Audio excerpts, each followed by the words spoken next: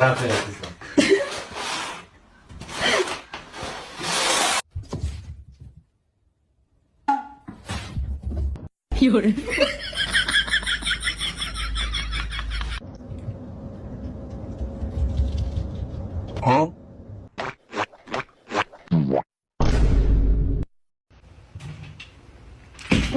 Oh my god.